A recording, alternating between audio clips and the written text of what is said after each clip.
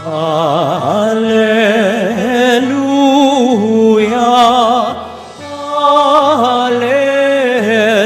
Alleluia, Alleluia, Alleluia.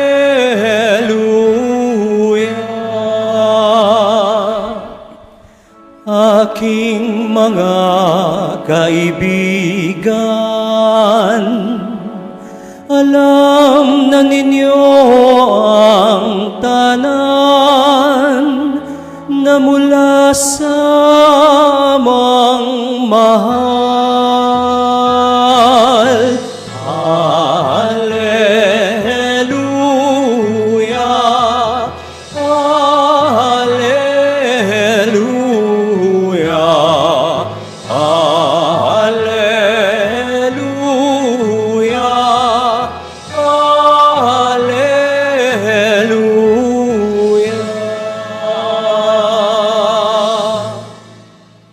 Sumainyo ang Panginoon. At sumayo rin. Ang mabuting balita ng Panginoon ayon kay San Juan. Papuri sa iyo, Panginoon. Noong panahong yun, sinabi ni Jesus sa kanyang mga alagad, "Ito ang aking utos. Mag-ibigan kayo gaya ng pag-ibig ko sa inyo. Walang pag-ibig na hihigit pa sa pag-ibig ng isang taong nag-aalay ng kanyang buhay para sa kanyang mga kaibigan. Kayo'y mga kaibigan ko kung tinutupad ninyo ang mga utos ko. Hindi ko na kayo inaaring alipin, sapagkat hindi alam ng alipin ang ginagawa ng kanyang Panginoon. Sa halip, inaari ko kayong mga kaibigan, sapagkat sinabi ko sa inyo ang lahat ng narinig ko sa aking Ama. Hindi kayo ang pumili sa akin. Ako ang pumili at humirang sa inyo upang kayo'y humayo at mamunga at manatili ang inyong bunga. Sa gayon, ang anumang hingin ninyo sa Ama sa aking pangalan ay pagkakaloob sa inyo. Ito ang iniuutos ko sa inyo, mag-ibigan kayo." Ang mabuting balita ng ating kaligtasan. Pinupuri ka namin, Panginoong Hesukristo.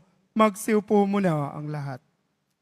Paano nga ba mag-ibigan gaya ng pag-ibig ni Jesus sa atin? Nalilito kasi tayo sa pag-ibig at paggamit. Napapagpalit natin ang pag-iibigan at ang paggagamitan. Malalaman po nating umiibig tayo gaya ng pag-ibig niya sa atin pag nakukuha nating magsakripisyo para sa iba. Magpatawad ng kapwa at ng sarili. Magpakatao sa ating mga kaaway at yumakap ng buong pagmamahal sa kabila ng kahinaan. Nangangahulugan po ito na naiintindihan na natin ang pag-ibig bilang katapatan, hindi lamang pakiramdam. Nakaugat po kasi sa katapatan ang tunay na pag-ibig. Samantalang ang pakiramdam ay nagbabago at lumilipas. Sa tunay pong pag-ibig ay may pagpapasyang matibay na igalang at respetuhin ang kapwa at paglingkuran sila. Sa pagmamahal po ng kaaway, pinipigilan po ang paghatol. Itinitigil ang pagturing sa kanila bilang masama. At nananatiling magiliw sa harap ng katigasang loob.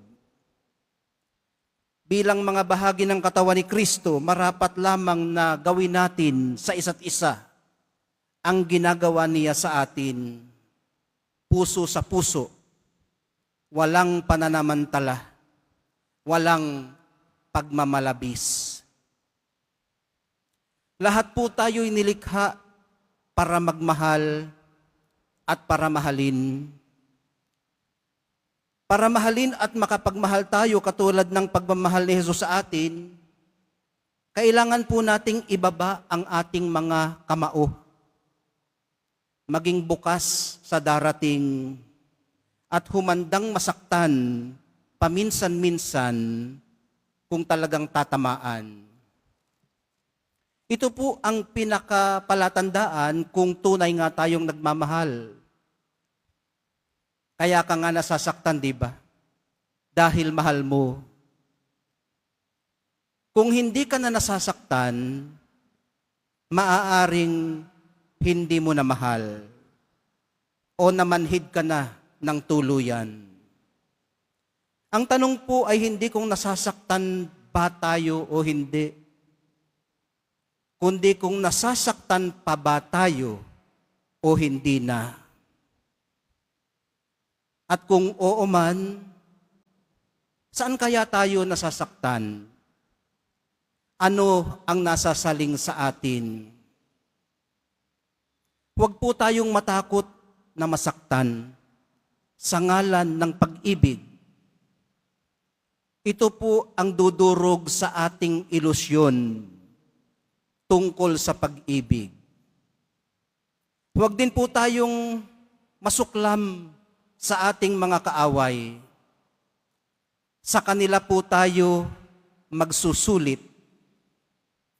Sila po ang sukatan ng ating tunay na pag-ibig. Kung makakayanan natin silang mahalin, totoo po tayong mga deboto ng Nazareno. Kung hindi, maaaring nabubuhay pa rin tayo sa ilusyon sa halip na debosyon.